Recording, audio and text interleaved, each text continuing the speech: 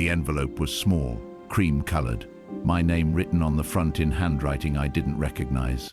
Elena's sister pressed it into my hand at the reception right after we were buried, my wife. Right after ID stood at a graveside with our 7-year-old daughter clinging to my leg, her face buried in my coat, her small body shaking in a way I couldn't fix. Diane, that was Elena's sister, she didn't say anything when she gave it to me. She just looked at me with this expression I couldn't read. Sad, but also something else, something careful.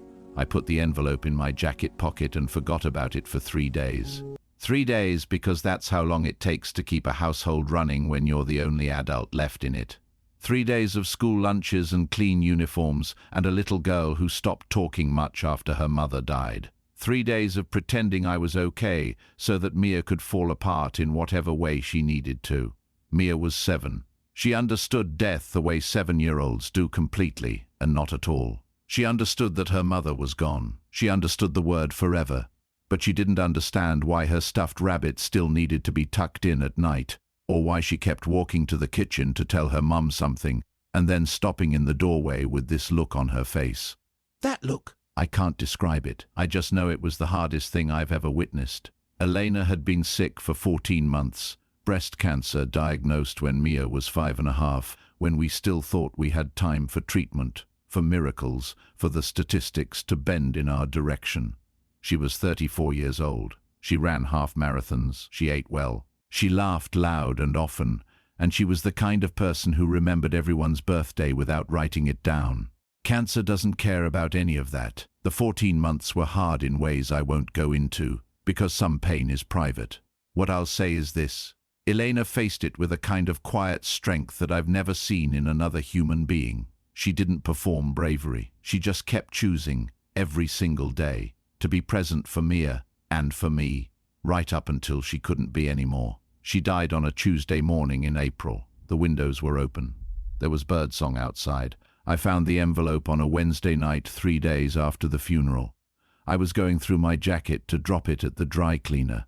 Mia was asleep. The house was that particular kind of quiet that only exists when a child is finally resting and you're the only one awake, and you remember that this used to feel peaceful and now it just feels like weight. I sat down at the kitchen table. I opened it. The handwriting inside was not Elena's either. It was typed, printed neatly on a single sheet of paper. And at the top, in a smaller font, it said, asterisk written by Elena. Transcribed by Diane. She made me do it when her hands got too tired. Asterisk. I had to stop reading for a moment after that line. Just for a moment. Then I kept going.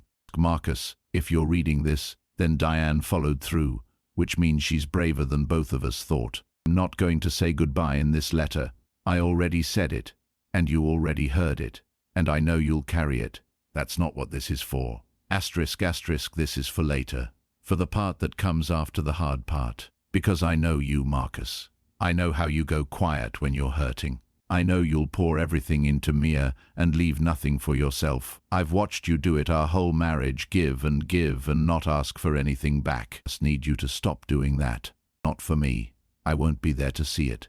But for Mia, who needs you whole, not just present.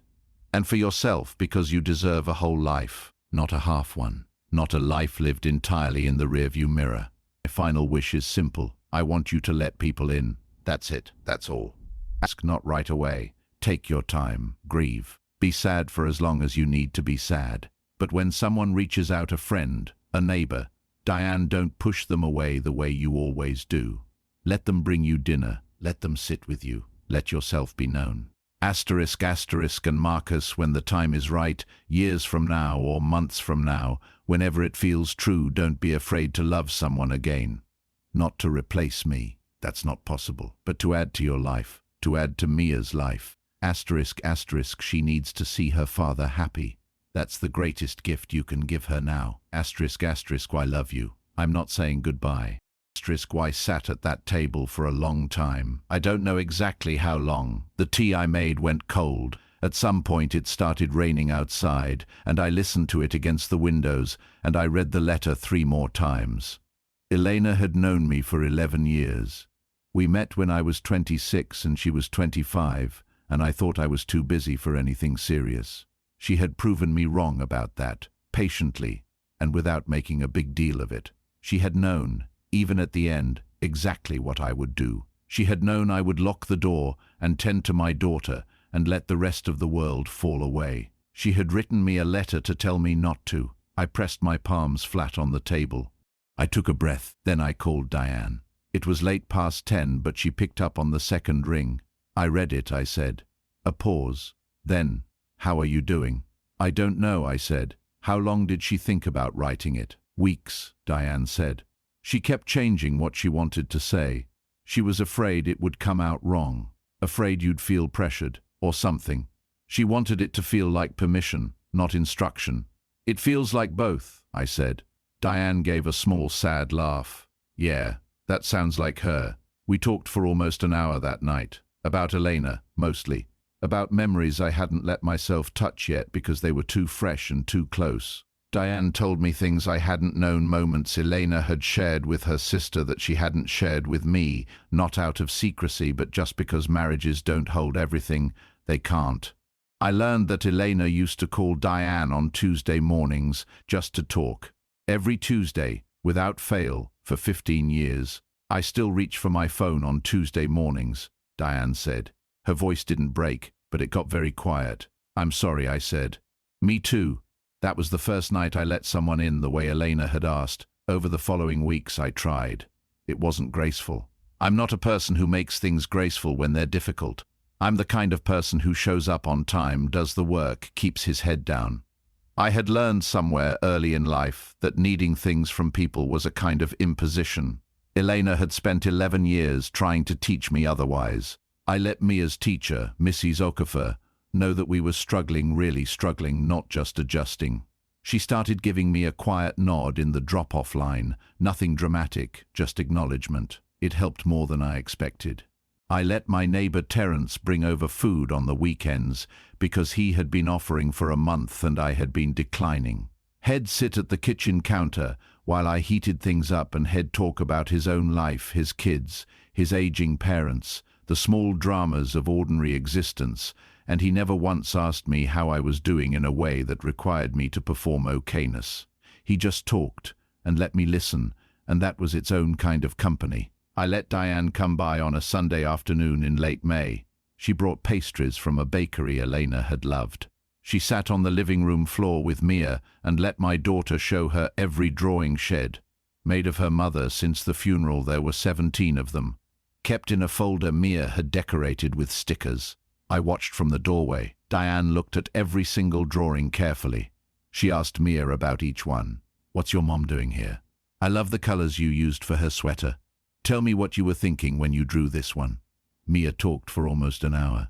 She'd barely spoken more than a few sentences at a time in weeks. When Diane finally looked up and saw me standing there, her eyes were bright, and I had to look away. It was July when something shifted, not dramatically, not the way shifts happen in movies with music and golden light and someone saying exactly the right thing. It was quieter than that. Mia had started asking questions about her mother the way children do, directly, without softening. "Is Mom in the sky? Can she see me? Does she know I'm sad?" I had been answering these as honestly as I could, trying to give her something real to hold on to without lying.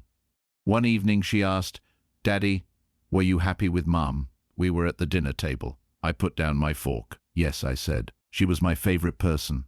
Mia thought about this. "She was my favorite person too," she said. "Then, I think you should have another favorite person someday, so you're not lonely." I looked at my daughter, 7 years old, Elena's eyes, Elena's directness. "Did someone tell you to say that?" I asked. "Aunt Diane said Mom would want you to be happy," Mia said, in the completely matter-of-fact tone of a child delivering information. "And I think so too." I didn't say anything for a moment. "Okay," I said finally. "Okay, you will be," Mia pressed. "Okay, I'll try," I said. She seemed satisfied with that. She went back to her dinner. I sat there with a full heart and an empty chair across from me, and something that wasn't quite hope yet, but was close. Something that was starting to feel like the beginning of a door opening. It was September when Diane called to ask if Mia and I wanted to come to her friend's daughter's birthday party. "I know that sounds random," she said quickly. "Their age is the same. I just thought she might enjoy it. You both might enjoy getting out." Sure, I said, before I could overthink it. I could hear the surprise in Diane's voice. Really? You sound shocked. You've said no to everything for 5 months, Marcus. I'm saying yes now. A pause. Then, Elena would be insufferable about this. I laughed. A real one. It surprised me. She really would, I said. The party was loud and chaotic in the way children's birthday parties always are. Too much sugar, too many balloons, organized games that lasted about 4 minutes before dissolving into something else entirely.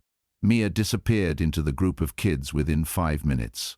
I stood at the edge of the garden with a glass of lemonade, watching her, marveling quietly at the resilience of children. The way they can find each other across grief and shyness and unfamiliarity. Diane appeared at my elbow. She's a wonder, she said. She is, I said. We stood there watching Mia chase someone around a sprinkler. The late afternoon light was the kind you only get in September, warm and slow and golden. Thank you, I said, for the letter, for everything. Diane shook her head. That was all her. The Tuesday calls, I said. I was thinking if you ever wanted to talk on Tuesdays, I'm usually around. Diane looked at me. Not to replace anything, I added quickly. I just thought she'd probably like it if we stayed in each other's lives properly. Diane's expression shifted into something soft and full. She looked away toward Mia. She would love that, she said. She really would. We stood there a while longer, in the good kind of quiet, watching my daughter run through the sprinkler and shriek with laughter, alive and present and, for the first time in months, exactly where she was supposed to be. I never stopped loving Elena. That's not how it works, and it's not supposed to be. But I began, slowly and imperfectly, to do what she asked me to do. I let people in. I let Tuesday mornings become a standing call with Diane, who turned out to be one of the funniest people I ever talked to, and who told me stories about Elena I will treasure for the rest of my life. I let Mia show me that joy was still available to us, that it wasn't a betrayal to feel it. I let the door open, a little at a time, without rushing it.